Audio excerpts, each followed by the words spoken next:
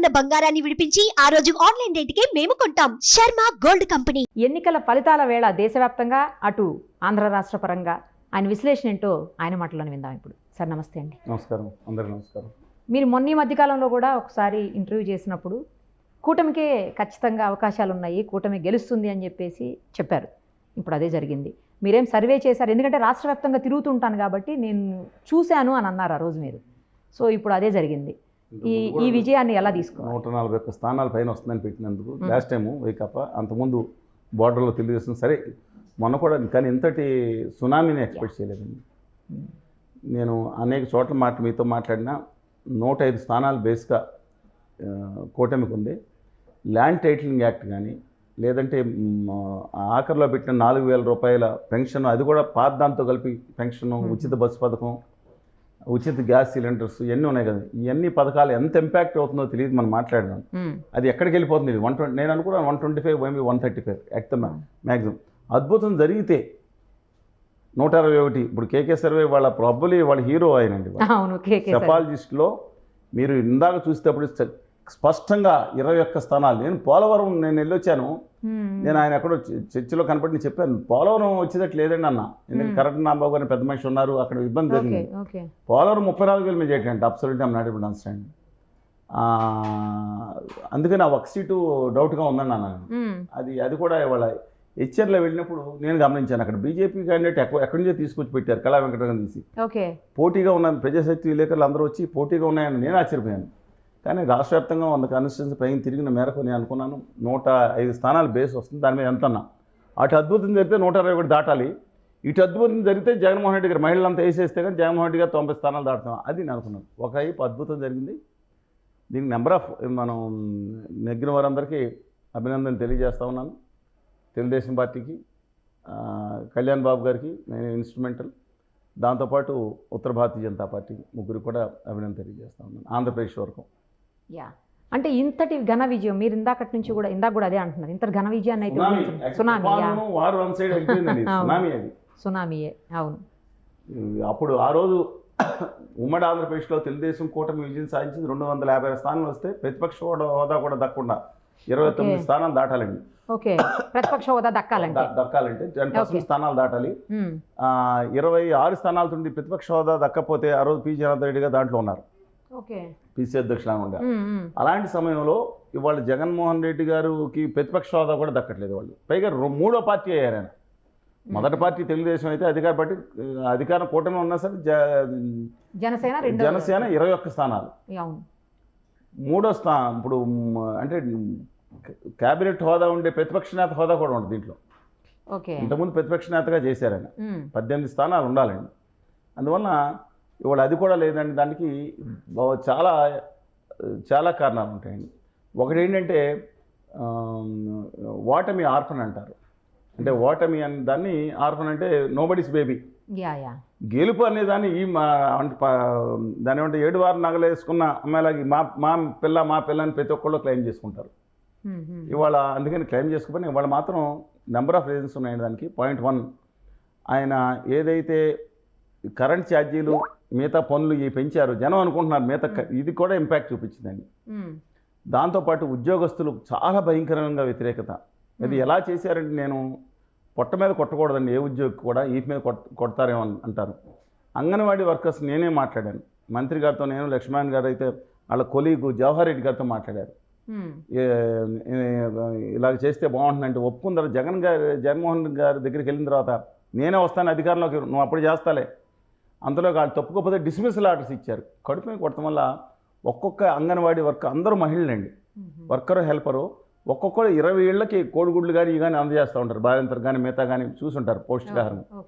అంటే 20 లక్షల 23 లక్షల ఏళ్ళకే వాళ్ళు వెళ్ళి ప్రచారం చేయడం, ఇది అంతర్లేని జరిగింది. 3వది సర్పంచులు, జెడ్పీటీసీలు, ఎంపీటీసీలు భయంకర వ్యతిరేకత. ఇది నేను ఇప్పుడు నిన్నే ఓడిపోతున్నాను, నిన్న రాసి సోషల్ మీడియాలో పెట్టా. జగన్ గారి ఓటమి కారణాలు ఇవన్నీ నిన్న పెట్టించాను నిన్న, బిఫోర్ దిస్ రిజల్ట్స్ రావడానికి ముందే. దాంతోపాటు ఈ అమరావతి అనేది ఇంపాక్ట్ టాప్ 3 పాయింట్స్ లేకపోవచ్చు, కానీ మహిళ మీద జరిగిన ఇదంతా ప్రజలు తీసుకున్నారు, నెగిటివ్గా తీసుకున్నారు. దాంతోపాటు అలా నేను విద్యార్థి సంఘాలందరూ సమరయాత్ర పెట్టాం. రాష్ట్రం అంతా ఇచ్చాపురం టు హిందూపురం చైతన్యయాత్ర, హిందూపురం టు విద్యార్థి యువజనులతో కలిసి సమరయాత్ర. మాకు రాజధాని ఏదంటే వాళ్ళు ఒక అవమాన భారంతో ఉన్నట్టు ఉందండి. వాళ్ళు ఎవరైనా వేరే ఎవరు క్యాపిటల్ ఉంటుందండి అందరూ. వీటితో పాటు చంద్రబాబు నాయుడు గారిని అరెస్ట్ చేసిన విషయంలో అండి బయటికి అంత ఇంపాక్ట్ కనపడకపోవచ్చు, కానీ తెలుగు ప్రజలు మూడింటికి పడిపోతారండి. ఒకటి హీరో వర్షిప్, రెండో సింపతి, మూడోది ఇదే ఈ ఇస్తారు కదండి సాఫ్ట్ సీన్. నేను ఆ విషయంలో చూస్తే ఆయనకి సింపతి వచ్చిందండి, బయటికి ఎక్స్ప్రెస్ ఎందుకంటే కేసు గురించి కాదు, అంత ఏజ్డ్ ఆయన్ని, అనారోగ్యంగా ఉన్నాయని ఒక రాత్రి వందల మంది పోలీసులు బస్సులో పెడతాం. ఆ తర్వాత నేను ఖండించాను, నేను వెళ్ళి సంఘీభావం కూడా తెలియజేశాను. ఇవాళ దీని గురించి మాట్లాడలా, వాళ్ళు ఖండించడం కాకుండా దాని సంఘీభావం దాంట్లో పాల్గొన్నాను. తర్వాత ఢిల్లీ వెళ్ళి లోకేష్ గారికి మేము ప్రొఫెసర్స్ వెళ్ళి సంఘీభావం తెలియజేస్తాం. బయట నుంచి ఎవరు తెలియజేయలేదండి, ఇప్పుడు చెప్తున్నాను పార్టీ గారిని. కానీ ఎందుకంటే ఫీల్ అయ్యాం. తర్వాత రాత్రి 11-12 గంటల వరకు ఇంట్రాగేషన్ చేయటం అయింది. మళ్ళీ 2 గంటలకు లేపేసి ఏం పడుకుంటారని రెండో రోజు కూడా లేపేసి మళ్ళీ హాస్పిటల్ తీసుకెళ్తాం, 3వ రోజు జైల్లో పెడతాం, తమ్ముడు కూడా లేకపోతే నెంబర్ ఆఫ్ ఇష్యూస్. ఈ సింపతి అపార్ట్ ఫ్రమ్ దట్ రాజధాని ఇవన్నీ కాకుండా కొత్త ఓటర్లు 40 లక్షల మంది వచ్చారు ఈ 5 ఏళ్లలో. వాళ్ళలో డెఫినెట్గా నేను మనం నీళ్ళని పాలుగా తీసుకోవాలంటే జగన్మోహన్ రెడ్డి గారు సంక్షేమ పథకాలు అమలు చేయడంలో ఒక సిపిఎస్ సంక్షేమ పథకాలు సిపిఎస్ కానీ లేదంటే ఇంకొక 2-3 ఇష్యూస్ ఉన్నాయి, మధ్య నిషేధం కానీ, ఇక మిగతా పథకాలను ఏదో తల తాకెట్టు పెట్టన్నా వచ్చి ఉద్యోగులకు జీతాలు లేట్ చేశాను, వీళ్ళకి మాత్రం 1వ తారీఖున మార్కెటింగ్ నిజంగా గౌరవించారు, ఇంటికి వెళ్ళి ఇవ్వడం పాజిటివ్ పాయింట్స్. దాని గురించి ఆ మహిళల పేరు మీద ఇల్లు తీసి దాని గురించి గెలవాలి ఆయన అసలు యాక్చువల్గా అనుకున్నారు. కానీ అబ్సల్యూట్లీ మేము అనుకున్న అది దీనికన్నా ఈ 2-3 పాజిటివ్ పాయింట్స్ ఉంటే 50 నెగిటివ్ పాయింట్స్ ఉన్నాయండి. అందువల్ల ఉపాధి లేకపోవటం ఇవన్నీ మనం ముందర మాట్లాడుకున్నాయి మైనస్ పాయింట్స్ అన్నీ కూడా. దాంతోపాటు ఒక కక్షాదింపు చర్యగా తీసుకుంటాం అనేది ఇది యాక్చువల్గా నవరత్నాలు కనుక ఆయన పని చేసుకుంటే ప్రత్యేక హోదా విభజన హామీ తీసుకొచ్చి అమరావతి ఆయన స్టైల్లో ఆయన కట్టుకుంటూ వెళ్ళిపోతే ఆయన ఇంకో 10 ఏళ్ళు ఎంతో ఉండేవారు. ఎందుకంటే అద్భుతం మెజార్టీ ఇచ్చారు ఆయనకి, 150 సీట్లు. ఇప్పుడు వాళ్ళు వచ్చిందనుకోండి, వాళ్ళ కూటమి ఆయన సింగిల్గా వచ్చినప్పుడు ఆయన కక్షాదింపు మీద దృష్టి పెడతాం. ఆఖరిలో 6093 తనకు ఉంది కాబట్టి ఈయన కూడా వేయించాలని చెప్పటం, ఇవన్నీ కూడా మైనస్ పాయింట్స్ అయ్యి ఇది పైలప్ అయిపోయింది. నేను సరిగ్గా 1-3 నెలల క్రితం కూడా చెప్పాను, ఉన్నట్టుండి ఇది రాదండి, జగన్మోహన్ రెడ్డి గారికి వ్యతిరేకంగా ఇది వెళ్తుందని చెప్పి 5 నెలల క్రితం సుమన్ టీవీలో కూడా 6 నెలల క్రితం కూడా 100-110 అంటే బీజేపీతో కలిస్తే నేను వంచిన పొరపాటు ఏమైందంటే బీజేపీతో కలవకముందే 120-130 స్థానాలు కలిస్తే మాత్రం 100-105 పడిపోతాయి, ప్లస్ రావచ్చేమనుకున్నాం. అంటే అప్పుడు ఇది లేదండి, ల్యాండ్ టైటిలింగ్ యాక్ట్ లాస్ట్ మీట్లో కొట్టారు, ఎవరు తీసుకున్నారో తెలియదు నాకు. అది చాలా straight away land titling act manifesto 2 last 15 రోజులు నేను తేరుకునే లోపల వివరణ ఇచ్చే లోపల టైం అయిపోయింది. దాన్ని ఐడియాలజికల్ బ్యాన్ ప్రెస్ అంటారు. తర్వాత ఇంకో విషయం ఏంటంటే పాలకులు దూరం అయిపోయారు ప్రజలకి, ఆయన పరదాలు కట్టుకుని తిరగటం. ఇప్పుడు రాజశేఖర రెడ్డి గారికి ఫ్రెండ్స్ ఉండేవారు, యారా ఏంట్రా అని అనుకునే ఫ్రెండ్స్ ఉండేవారు. ఆయనకి నువ్వు చేస్తున్న తప్పురా అని చెప్పగలిగేది. జగన్మోహన్ రెడ్డి గారి దగ్గర ఉన్నారా? నేను ఇంకోటి కూడా చెప్తాను, ధర్మదర్శనం మా మంత్రి గారు ఉన్నారు, ఇప్పుడు మళ్ళీ ఓడిపోయినప్పుడు బాధ ఆయన పేరు చెప్పి ఎందుకు బాధపడతాం, కానీ ఓ మంత్రి గారు ఉన్నారు. 2 ఏళ్ళు అయిందంటే ధర్మదర్శనం కాక ప్రత్యేక దర్శనం లేదంటండి. ఆఖరి శ్రీవాణి టికెట్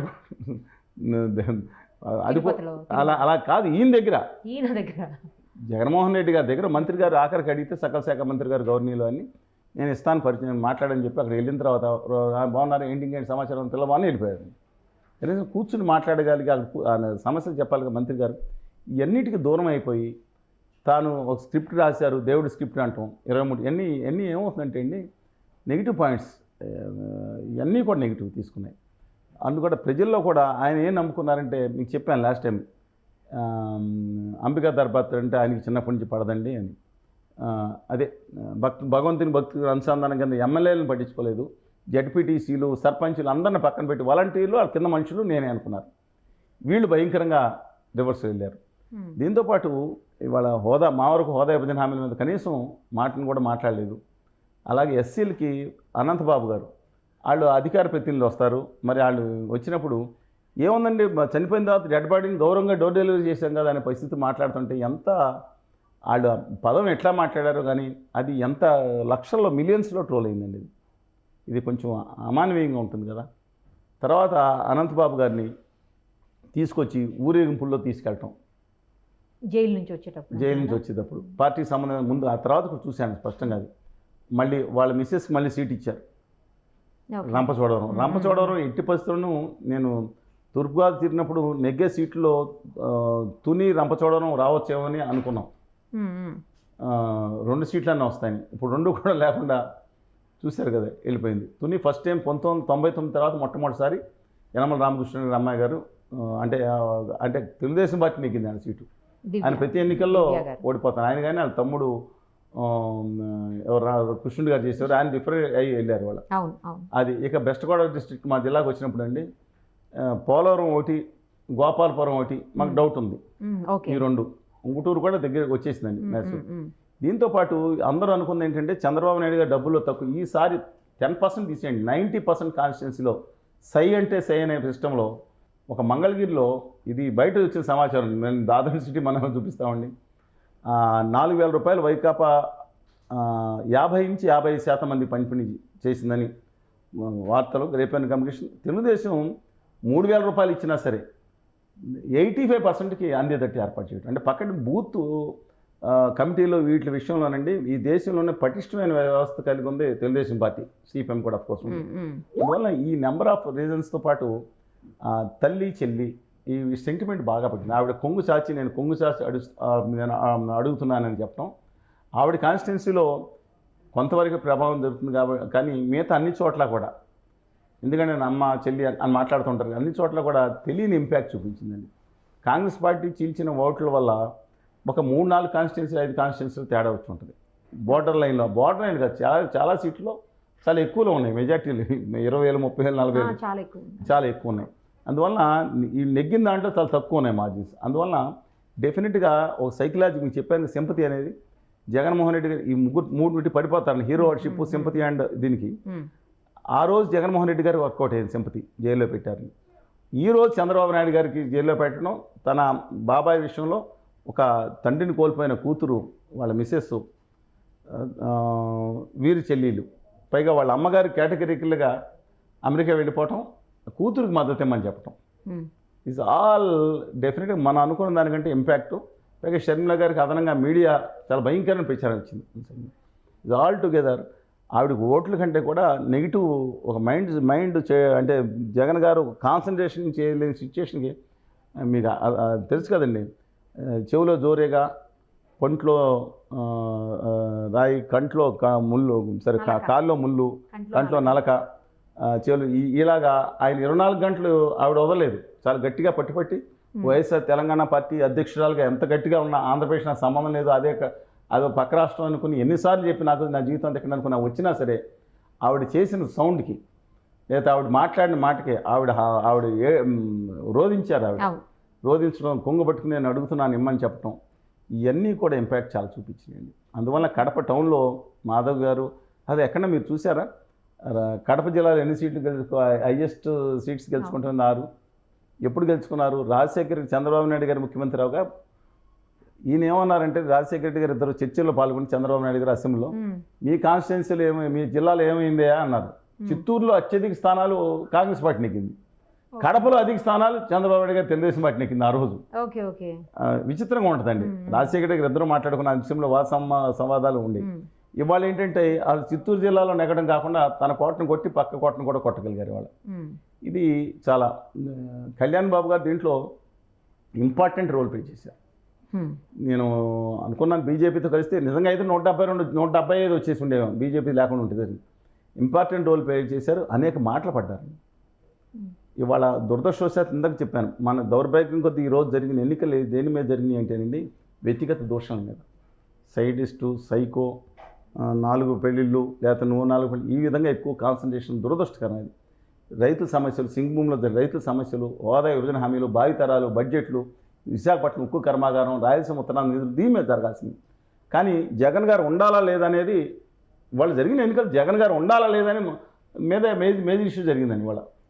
అంటే సమస్యల మీద కంటే ఇది రాష్ట్రం అని ఇదన్నీ కూడా బిల్డప్ అయిపోయేటప్పటికి డెఫినెట్గా నేను అనుకుంటా ఉన్నాను, ఇది ఇంకోటి దేశ స్థాయిలో. నేను ఢిల్లీ వెళ్ళాను, నేషనల్ సెమినార్ పెట్టాం, అంత జాతీయ స్థాయి సెమినార్ ఇండియన్ ఇంటర్నేషనల్ సెంటర్లో పెట్టాము నేను లక్ష్మీనగరంలో. అనేక మంది ప్రొఫెసర్స్ వచ్చారు జాతీయ స్థాయి. వాళ్ళు ఒక మాట అడిగారు పెద్దలు నన్ను, ఏమంటే శ్రీనివాస్ గారు, this must be Andhra Pradesh is a case study, everybody is watching in India దేని గురించి అని అడిగాను. అందులో మొత్తం సాఫ్ట్ ఫ్రీ ఇస్తున్నారు కదా, ఒకవేళ జగన్మోహన్ రెడ్డి గారు గెలిస్తే కనుక దేశం అంతా ఫాలో అయ్యేటట్టు కనపడుతుంది. ఇది కేస్ స్టడీ అంటండి. ఇది ఆంధ్రప్రదేశ్ ఒక ప్రయోగశాల. రేపొద్దున్న నేను ఒకటి మెచ్చుకోవాలండి, ఏదైనా సరే బీజేపీ మీద నాకు ఎంతటి కోపం ఉన్నా సరే, ఎందుకు నా ఆంధ్రప్రదేశ్కి అన్యాయం చేశాను వ్యక్తిగతంగా, ఉత్తర భారతీయ జనతా పార్టీ. అదే శ్యామాప్రసాద్ రాజాసింగ్ సింగ్ గారి దగ్గర ఇంటికి చెప్పొచ్చాను, 1000 కొబ్బరికాయలు చేత కొడతానండి, విభజన హామీలు ప్రత్యేక హోదా అమలు చేయడానికి నాకు వాజ్పేయి గారిని గౌరవిస్తాం కదా. ఈ ఆదాని గారి బ్యాచ్తోనే గొడవ అండి. మళ్ళీ వాళ్ళే ప్రధానమంత్రి అయితే ఆదాని గారు అంటే తక్కువ, ఆదాని గారు మనుషులు ఇద్దరు ఉన్నారు కేంద్రంలో, వాళ్ళిద్దరు. ఆశ్చర్యం ఏంటంటే ఒకసారి మనం జాతీయ రాజకీయాలకు వెళ్దాం, ఇది ఒకటి అయిపోయిన తర్వాత. అందువల్ల ఇవాళ ఆంధ్రప్రదేశ్లో మాత్రం ఈ కళ్యాణ్ బాబు గారు చాలా మాటలు పడ్డాడు. నీ సిగ్గు లేదా, డైరెక్ట్గా రాలేవా, ఎన్ని ట్రోలింగ్స్ అయినాయో తట్టుకోలేపారు. ధైర్యం లేదు, దమ్ము లేదు, 50 సీట్లు తీసుకున్నాం అని చెప్పి మొత్తం అన్నిటికీ పెట్టారు. ఆఖరికి ముద్రగడ పద్మనాభం గారితో చూశారు. అలాగే మిథున్ రెడ్డి గారు వెళ్ళి అక్కడ ఇన్ఛార్జ్ కింద పెట్టి అక్కడ చేయమన్నారు. ఎంత మెజార్టీ అండి? 70,350, 69,000 అంటండి. అంటే దాదాపు 70,000 మెజార్టీ. వరం గారు మొన్న లాస్ట్ టైం కనపడినప్పుడు 25,000, 30,000 రావచ్చున్నారు. మేము కూడా 40,000 అనుకున్నాం. ఎక్సలెంట్ అండి. రెండోది, ఇవన్నీ కూడా ఓవర్కమ్ అయ్యి ఆయనకి చంద్రబాబు నాయుడు గారు అలా నువ్వు ధైర్యంగా రాలేవన్నా, ఆయన సీజన్ పొలిటీషియన్, ఎప్పుడో దక్కాముక్కిలు తినాయన. ఇవన్నీ ఒక చోట ఉంటే ఇవాళ ఇంకోటి జరిగింది. అందరూ ఒకసారి అయ్యారు, ఈయన సింపతి అని కూడా అందరూ ఒకేపు వచ్చారు. తల్లి చెల్లి వాళ్ళందరూ కూడా దూరం అవటం వల్ల ఇంపాక్ట్ పడింది. ఇవాళ ఢిల్లీలో చంద్రబాబు నాయుడు గారికి 1996 స్థాయి అని చెప్పలేను, లేదా 99 స్థాయి అని చెప్పలేను, మళ్ళీ చక్కని తిప్పే అవకాశం వచ్చింది. ఉత్తర భారతీయ జనతా పార్టీకి 230 దాటి పడిపోయిందండి. అంటే లాస్ట్ ఉన్నదానికంటే 303 ఉండే కదా, దాదాపు 65-70 స్థానాలు కోల్పోయింది ఇవాళ. సింగిల్గా చెప్తున్నారు, సింగిల్గానే కదా, ఎప్పుడు కూడా మెజార్టీ వచ్చింది. ముందు 273 వచ్చింది, తర్వాత 303 వచ్చింది. ఇవాళ ఉత్తర భారతీయ జనతా మెజార్టీ లేదు. వెరీ ఇంపార్టెంట్ పాయింట్ ఇది. ఇవాళ దాని గురించి ఇవాళ రాహుల్ గాంధీ గారు ప్రత్యేక హోదా ఇస్తాం, మొట్టమొదటి సంతకం పెడతాం, రండి మీ రాష్ట్రానికి బాగుతరాలు బాగు చేసుకోండి, మీరు మాకు వస్తే మీకు ఏది కావాలంటే అది చేస్తామని ఇచ్చేనట్టు జాతీయ ఛానల్స్ వస్తుందంట. అందుకని సరే నితీష్ కుమార్ గారు కూడా ఏం చేస్తారో అది కూడా వారు కూడా అడుగుతూ ఉన్నారు. ఆ రాష్ట్ర ముఖ్యమంత్రిగా మా మామయ్య అని చెప్పి తేజస్విని గారు రామ మామయ్య అని అడుగుతున్నారు. ఎవరిని? తేజస్విని యాదవ్ గారు మామయ్య అంటారు కదా నితీష్ కుమార్ గారిని, ఏదో స్టేట్మెంట్ కూడా చూశాను. అందువల్ల బీజేపీ మాత్రం ఇవాళ కానీ మంచి అవకాశం వచ్చింది ఇవాళ. ఇందాక జనసేన నాయకులు కూడా స్పష్టంగా నాతో మాట్లాడతారు. శ్రీనివాస్ గారు ఖచ్చితంగా రాష్ట్రాన్ని అఖిలపక్షం ఇవ్వమన్నాం, మనకి పోలవరం ప్రాజెక్ట్ నిధులు కేంద్రం ఇవ్వాల్సిందే ఖచ్చితంగా, ఇంక్లూడింగ్ రిహాబిలేషన్, లేకపోతే మోసం చేసినట్టే. ఇవ్వక్కర్లేదు అన్నాళ్ళు మోసం చేసినట్టే, ఆంధ్ర ద్రోహులే పక్కన పెడదాం. ఇవాళ కేంద్రం ఇవ్వాలి అనే with due respect to him, thanks to him. ఇవాళ పోలవరం కాదు మిగతా రావాలి కాబట్టి అందరూ కలిసి ఇవాళ సాధించుకోవడానికి అవకాశం వచ్చింది. ఇవాళ గొప్ప అవకాశం వచ్చిందండి. వైఎస్ఆర్ కాంగ్రెస్ పార్టీ 12 సీట్లు రావాలంటే ఎవరైనా ఒక పార్టీగా ఉంటుంది కదా, ప్రతిపక్ష హోదా లేకపోయినా. ఇవాళ అన్ని పార్టీలు కలిపి ఢిల్లీకి వెళ్ళి నిలదీయాల్సిన అవసరం వచ్చిందండి. ఇవాళ ఇమ్మీడియట్గా మనం ప్రెషర్ పెట్టడం సహజంగా మంచిది కాకపోవచ్చు, అందువల్ల ఇవాళ అవకాశం వచ్చిందని చెప్తున్నాను. లోపలికి వెళ్ళే ముందర మా రాష్ట్రానికి న్యాయం చేయండి, భావితరాలు దెబ్బతింటాయి. ఇవాళ అప్పుల్లో రాష్ట్రం 8 లక్షల కోట్ల రూపాయల పైన అప్పులో ఉంది, జనం 20 లక్షలు అంటున్నారు. బట్ ఫ్యాక్ట్స్ చెప్తున్నాను, ఇన్ని జరుగుతున్నాయి. అందువల్ల మేము హామీలు ఇచ్చాం, హామీలకు దూరం అయిపోయింది. ఎంత తెలివిగా తప్పుకున్నారంటే ఆ ఫోటో తీసేసి రిలీజ్ చేయమన్నారంటే హామీ, జనసేన తెలుగుదేశం హామీలు ఇచ్చినప్పుడు వాళ్ళేమో మేము ఉంటామని సిద్ధార్థనాథ్ సింగ్ గారితో చెప్పించి ఆ పక్కన ఉన్న ఎడ్లపాటి రఘునాథ్ బాబు గారు, జీవన్ నరసింహరావు గారు, విష్ణువర్ధన్ రెడ్డి గారు వచ్చి దానికి మేము జవాబుదారీగా ఇచ్చారు, మేము మద్దతుగా ఆలోచిస్తామని మాట్లాడారని తప్పుకున్నారు. ఇవాళ అవకాశం చంద్రబాబు గారికి వచ్చింది, అందుకనే భయపడి నిజంగా ఆడతా లేకపోతే 25 సీట్లు వచ్చి ఉండేయండి. నిజంగా మోడీ గారితో పొత్తు లేకుండా ఉంటే అవుట్ రైట్గా వచ్చేది పార్లమెంటు. కడప కూడా కష్టమే, ఎందుకంటే ముస్లిం మైనారిటీస్, క్రిస్టియన్ మైనారిటీస్ 33% ఉన్నారు. అలాంటి పరిస్థితుల్లో ఇవాళ మంచి అవకాశం వచ్చింది రాష్ట్రానికి. ఇవాళ చాలా రోజుల తర్వాత, ఎందుకంటే నేను చెప్పింది కాదు, చంద్రబాబు నాయుడు గారు చెప్పారు, మన మీద బలం మీద ఆధారపడి లేరన్నారు. జగన్మోహన్ రెడ్డి గారు చెప్పారు, ఇవాళ వాళ్ళకి మన మీద పడలేము, 303 సీట్లు వచ్చింది. ఇవాళ 230 సీట్లు దాటున్నాయి. ఇది బెస్ట్ ఆపర్చునిటీ రాష్ట్రం కోసం తమ స్వార్థం అంతా పక్కన పెట్టి. ఎందుకంటే జగన్మోహన్ రెడ్డి గారు తన మెడలు ఉంచుతానంటే తీసుకెళ్ళి మెడలు ఉంచేసి అన్యాయం చేశారు, తన హోదా మీద కాకుండా కాంప్రమైజ్ అయ్యారు. అందువల్ల ఇవాళ ఖచ్చితంగా ఒక ల్యాండ్ పర్సనాలిటీ అన్న చంద్రబాబు నాయుడు గారు ఆ రోజు గట్టిగా ఉద్యమం చేశారు. ఇవాళ వచ్చి నిజంగా నేను అనుకుంటానండి, మోడీ గారికి చంద్రబాబు నాయుడు గారికి ఇష్టం లేదు, ఆ చర్చల్లో కూడా మొదట పాల్గొలేదు. అమిత్ షా గారు ఎన్ని తెలుసానికి, ఉత్తరప్రదేశ్లో 2 గుజరాతీలు అక్కడ చక్రం తిప్పుతున్నారంటే అక్కడ యోగి ఆదిత్యనాథ్ గారు నెక్స్ట్ టైం ఆయన తీసేస్తారనే వాదన వచ్చింది. మోడీ గారు మైనస్లోకి వెళ్ళారు. ఎవరిని ఎక్స్పెక్ట్ చేశారు ఇది? మోడీ గారు రెండో రౌండ్లో వెనుకంజ. కానీ ఎవరిని ఎక్స్పెక్ట్ చేశారు ఇది? ఇవాళ గుజరాతీ పాలిషన్ దేశం అంతా పాలిస్తున్నారని అలాంటి సిచ్యువేషన్ వచ్చినప్పుడు చాలా మోస్ట్ ఇంపార్టెంట్గా ఇవాళ అవకాశం వచ్చింది. అందువల్ల నా అభిప్రాయం ప్రకారం గవర్నీలు చంద్రబాబు నాయుడు గారు, కళ్యాణ్ బాబు గారు, ఆంధ్రప్రదేశ్ భావితరాలు, ఎందుకంటే ఇంకేం వచ్చినా రావండి. హోదా విభజన హామీలు వస్తేనే లాభం. రాయలసీమ ఉత్తరాంధ్ర నిధులు అన్నీ ఉన్నాయి. పోలవరం ప్రాజెక్ట్ పూర్తి స్థాయిలో రిహాబిలేషన్, రీసెటిల్మెంట్ ముఖ్యమైన నిధులు ఇదే ఉంది. నెత్తకం డాక్ఫిల్ డ్యాము వస్తుంది. భావితరాల భవిష్యత్తు కోసం దీని మీద ఖచ్చితంగా దృష్టి పెట్టాలనుకుంటున్నాను. ఇది రాష్ట్ర స్థాయిలో మనం అడగాల్సింది. జాతీయ స్థాయిలో ఒకసారి చూసుకుంటేనండి, ఏంటండి మమతా గారు, నేను ఒక 4 రోజుల క్రితం పశ్చిమ బెంగాల్ వెళ్ళాను, అంటే నార్త్ బెంగాల్ వెళ్ళాను. వెళ్ళినప్పుడు ఆశ్చర్యకరంగా అక్కడ ఎక్కడ చూసినా యాంటీ మమతా గారు ఉన్నారు. వాళ్ళు నెగ్గింది కూడా ఆ పార్టీలో, ఆ ఏరియాలో మాత్రం బీజేపీ నెగ్గింది 4 సీట్లు. అసలు సీట్లు పెరుగుతాయి అనుకున్నారు. ఏదంటే 18, 24, 25 కూడా ఫస్ట్ మార్నింగ్ చూపించింది. 33 అంత వచ్చినాయండి. 33 సీట్లు వచ్చినాయి. చాలా విచిత్రంగా ఉంది. బీహార్లో మాత్రం రివర్స్ అయింది. ఉత్తరప్రదేశ్లో, ఒడిశాలో ఆయన ఇప్పుడు నవీన్ పట్నాయక్ గారు ఏం చేయాలి, కాంగ్రెస్తో పొత్తు పెట్టుకుంటే అధికారంలోకి వచ్చారు. ఆయనకి 57 సీట్లు వచ్చినాయి, కాంగ్రెస్కి 12, అంటే 69 సీట్లు వచ్చినాయి. దాని మెజార్టీ 147 సీట్లకి మెజార్టీ 75 సీట్లు బీజేపీకి వచ్చింది. ధర్మేంద్ర ప్రధాన్ గారు ఆయనతో నేను కూర్చొని మాట్లాడినప్పుడు 2-3 అవర్స్ కూర్చున్నాను. నేను ఆంధ్రప్రదేశ్ హక్కుల కోసం మాట్లాడిన పెట్రోల్ దాని గురించి డెఫినెట్గా నేను, అంటే పాజిటివ్ పర్సనాలిటీ, ఒక సంఘటన దగ్గర నుంచి విద్యార్థి, ఏబీపీ దేశం అంతా తిరిగిన వ్యక్తి. ఆయన కాబోయే ముఖ్యమంత్రి అనుకుంటా. కానీ ఇప్పుడు 5వసారి ఈ దేశంలో అత్యధిక కాలం ముఖ్యమంత్రికి చేసిన లిప్తపాట్లో కోల్పోయారు నవీన్ పట్నాయక్ గారు.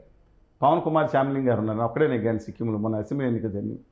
అందువల్ల నా అభిప్రాయం ప్రకారం కానీ సమాజ్వాదీ పార్టీ ఇక్కడ మొత్తం చూడండి, మొత్తం ఎక్కడ దెబ్బతిందంటే బీజేపీ ఉత్తరప్రదేశ్, రాజస్థాన్, మహారాష్ట్ర, ఈ మూడిట్లో చాలా భయంగా. ఢిల్లీ క్లీన్ స్వీప్ చేసింది, మళ్ళీ ఎన్నిసార్లు చేసిన. అరుణాచల్ ప్రదేశ్ క్లీన్ స్వీప్ చేసింది. తర్వాత కర్ణాటకలో తగ్గినాయి కొన్ని, అదేమో ఆంధ్రప్రదేశ్లో పెరిగింది అనుకున్నాం. కేరళలో 2 సీట్లు వచ్చినాయి. ఎవరో సినిమా హీరో సురేష్ గోపి గారు ఉంటారు, ఆయన త్రిశూర్లో నెగ్గారు.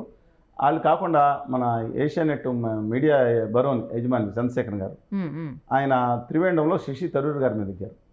ఆవిడ ఓడిపోయారు. అన్నామలై 5 స్టార్ అండి ఆయన గవర్నర్ కోయంబత్తూరులో చేశారు. ఆయన లాస్ట్ మినిట్ ఓడిపోయారు. పొన్ రాధాకృష్ణ గారు ఇంకా చూడాలి, అటు ఇటు విజయం దోపులాడుతుంది. సరే, డిస్పైట్ ఆల్ దీస్ థింగ్స్ అవి పోగొట్టుకుంది. వాళ్ళ తెలుగు రాష్ట్రాల్లో ఖచ్చితంగా నిలబడి ఉంటే వాళ్ళ హక్కులు సాధించుకునే అవకాశం వచ్చిందని భావిస్తున్నాను. ఇవాళ బహుశా ఆర్ఎస్ఎస్ కనుక గట్టిగా నిలబడి ఉంటే, వాళ్ళ నితిన్ గడ్కరీ గారు ప్రధానమంత్రి అయితే ఇంత కక్షాదింపులు ఉండవండి. అబ్సల్యూట్ ఇంత కక్షాదింపులు ఉండవు. రాజ్నాథ్ సింగ్ గారు, నాకు బీజేపీ ఈ ఆదానీ గారు ప్రధానమంత్రి అవడం కంటే, ఆదానీ గారు అంటే పరోక్ష ప్రధాని, 19,40,000 ఆయన నెగ్గుతానని చెప్పగానే 19,40,000 కోట్లకు మార్కెట్ వాల్యూ పెరిగింది. ఆదానీ గారి ప్రీ హైండర్బర్గ్ రిపోర్ట్ కన్నా పైకి వెళ్ళింది. నిన్న ఇవాళ పడింది అనుకోండి సార్ విషయం. అంటే ఆదానీ గారు అండుకో ప్రధానంలో అవటం కంటే కూడా ఈ దేశ సమస్యలను అర్థం చేయాలి. ఎందుకంటే నితిన్ గడ్కరీ గారు ఓడించడానికి గుజరాతీ బ్యాచ్ వచ్చారంట. ఇవాళ ఆర్ఎస్ఎస్ కూడా పక్క వెళ్ళిపోయింది. నేను ఒక్కటి చెప్తున్నాను, దయచేసి అభిమానులు ఎవరైనా బీజేపీకి నేను I respect Shyamaprasad Mukherjee, such gentlemen, ప్రాణం త్యాగం చేశాడు ఆయన కాశ్మీర్ కోసం. ఆయన వాజ్పేయి గారు కానీ మదన్మోహన్ మాలవీయ గారు పెట్టిన హిందూ మతం ఇంటెల్ డిఫరెంట్. ఇవాళ మేనిఫెస్టోలో ఇవాళ మోడీ గారికి వాళ్ళ అర్థం ఇంకా గట్టిగా రాలేదని, బికాస్ ఆఫ్ మన సదర్న్ స్టేట్స్ అండ్ ఈస్టర్న్లో ఒడిశా కానీ ఒక స్టేట్ వల్ల మధ్యప్రదేశ్ కూడా స్వీప్ కొట్టిందని. 53 సార్లు ఈ దేశ చరిత్రలో కాదు, ప్రపంచ చరిత్రలో ఏ మేనిఫెస్టోలోనూ కిమ్ గారు కమ్యూనిస్ట్ పార్టీ మేనిఫెస్టో 53 ఫోటోలు వేసుకుంది ఆయనేనండి.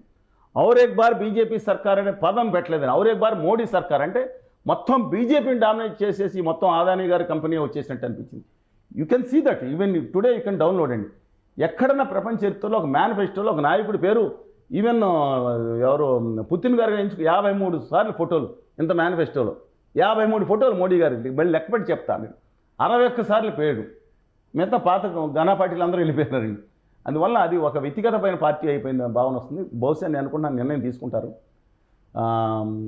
నిజంగా 220 వస్తే ఖచ్చితంగా ఆయన అయ్యి ఉండేవారు కాదు, వేరే వాళ్ళు అయ్యి ఉండేవారు.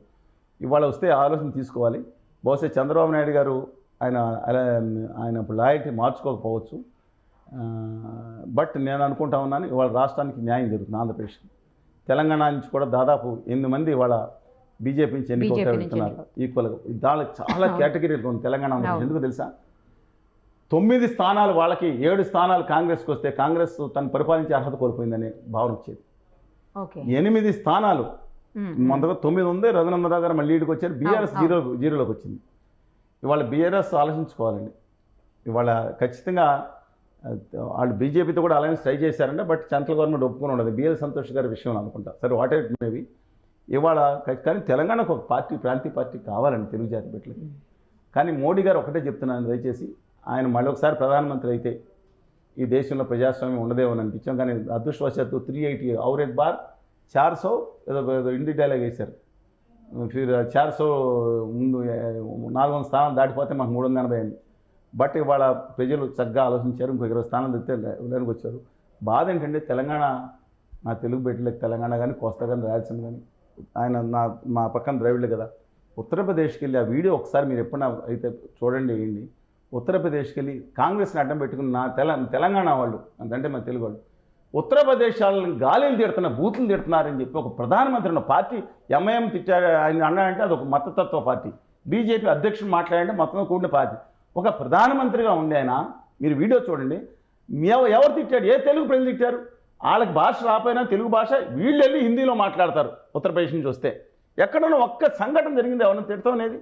గుండెలో పెట్టుకుని చూస్తే తెలంగాణ ప్రజానే, కానీ ఎక్కడ ఉత్తరప్రదేశ్లోకి వెళ్ళి రెచ్చగొడతాం. అమానవీయం అండి ఇది. వాళ్ళని తమిళని, కర్ణాటకలు, ఏ దక్షిణ భారతదేశం అని చెప్పి వాళ్ళు మమ్మల్ని గాలి తిడుతున్నారు. అమ్మానకర్రే, వాళ్ళని అవమానించామా? ఇదేమన్నా అక్కడ బొంబాయిలో అవమానించారు, చాట్ పండుగ జరపకూడదని.